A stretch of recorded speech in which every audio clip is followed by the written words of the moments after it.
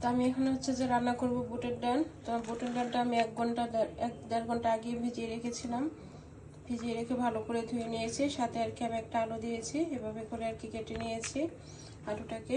তো সাথে আমি একটা টমেটো দিব, কেটে নিয়েছি, পেঁয়াজ কেটে নিয়েছি। এখানে হচ্ছে যে লবণ নিয়ে নিয়েছি, ধনিয়ার গুঁড়া, মরিচের গুঁড়া, জিরার গুঁড়া, হলুদের গুঁড়া, তারপরে একটু মাংসের মশলা নিয়েছি, আদা, রসুন, তারপরে হচ্ছে যে কাঁচামরিচের পেস্ট। তো সবকিছু আর কি আমি রেডি করে নিয়েছি।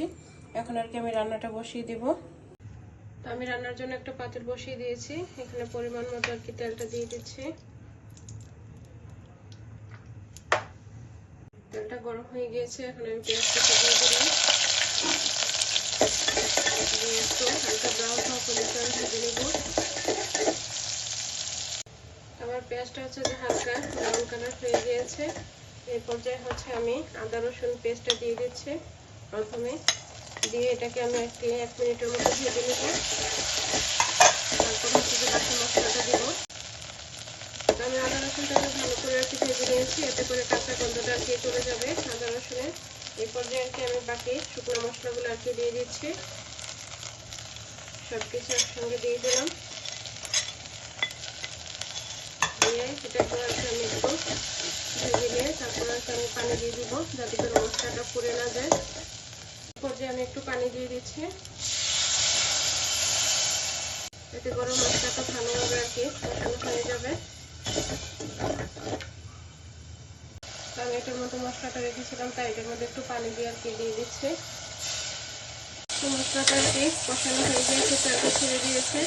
এরপর যে হচ্ছে যে আমি বুটের ডালটা দিয়ে দিয়েছি, দিয়ে ভালো করে আর কি নেড়ে চেড়ে মিক্স করে নেব। এই ডালটা হচ্ছে যে রুটি পরোটা দিয়ে খেতে ভীষণ ভালো লাগে।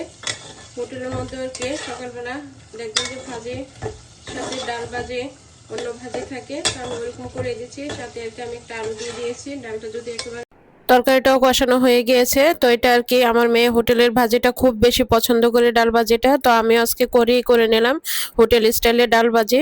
তো তরকারিটা যত বেশি কষানো হয় তত বেশি কিন্তু খেতে ভালো লাগে। আমি আবারও একটু ঢাকনা দিয়ে রেখে দিব।